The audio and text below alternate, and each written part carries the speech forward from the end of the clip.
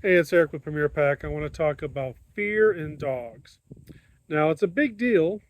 We see it in a lot of dogs. Sometimes it's genetically based, sometimes it's due to experience or lack of socialization. Regardless, it's not a good thing. Fear is defined as and that uneasy feeling, anticipation of something that could be dangerous or harmful. And with dogs, it is often an irrational fear. It could be of a harmless inanimate object. It could be a neighbor or neighborhood dog that means no harm. Yet the dog is afraid of it. And it can be a bad thing because that fear can prompt aggression, the fight response, or it can cause, them to freeze or retract the flight response. Either way is not good. One way we have issues of liability and dog acts that way, it limits their life. If a dog is afraid, it severely limits their life because they just can't make it out in the world. There's a good quote I heard is that the amount of courage you have is directly proportionate to how much your life shrinks or expands. And we don't want our dog's life to shrink, do we? We want to be able to offer them more. So, how can we do that?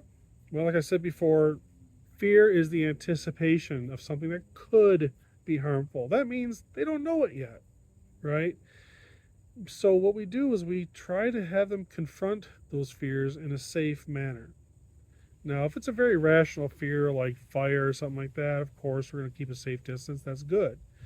But if it's a matter of some inanimate object they're afraid of, or a sound, or even other dogs or people, well, we want to get them more exposure to these things. Help them pass those barriers, not to let them retreat, but help them move forward. And those experiences, they stack up on each other, okay? They stack up to create a more confident dog. Even if it's a genetic issue, we can do a lot to help, you know. But we don't want our dog's world to be just a shrunken little existence within the home. We want the dog's world to expand. Because I know that's what you wanted for your dog. You wanted to experience a lot with your dog.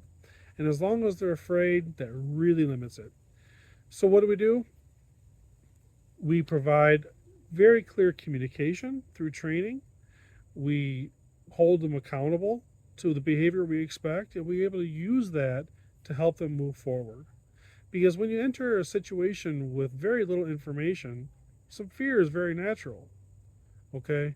But if you have someone leading the way and saying, hey, we're going to make it through this, you know what to do, just follow my direction and we'll be okay. Changes things dramatically. And like I said, those experiences stack up and you can have a more confident dog and experience more with it.